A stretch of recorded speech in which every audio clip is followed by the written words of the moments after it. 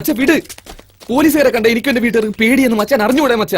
ഇവരെല്ലാം മച്ചാൻ അറിഞ്ഞൂടെ മച്ച? പറ മച്ച, ഇല്ല ഞാൻ ഇപ്പൊ തിരിച്ചു പോകും മച്ച.